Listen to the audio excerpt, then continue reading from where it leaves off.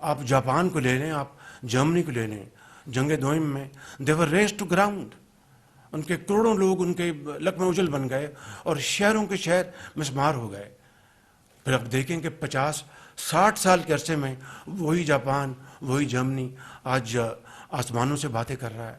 کوئی جادو منتر نہیں ہے, صرف محنت محنت اور محنت, امانت اور دیانت کے سفر ہے, سیکریفائس کے سفر ہے, بلڈ اینڈ سویٹ, اس کے علاوہ اور کوئی چیز نہیں ہے. تو پاکستان کو تو اللہ تعالیٰ نے ان تمام نعمتوں سے نوازا ہوا ہے. اگر کمی ہے تو اٹس ویل ٹو ڈو.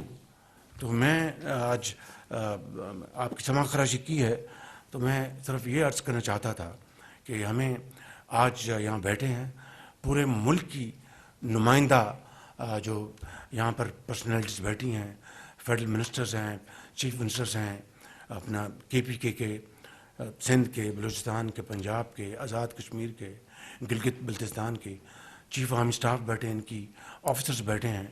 تو یہ مل کے ہم کر سکتے ہیں, اور اگر مل کے کریں گے تو دنیا کی کوئی میلی آنکھ ہماری طرف نہیں دیکھ سکتی. اگر دیکھے گی تو پاؤں سے روندی جائے گی. اگر علیحدہ علیحدہ ہوں گے تو پھر ہر ایک اس سے فائدہ اٹھائے گا.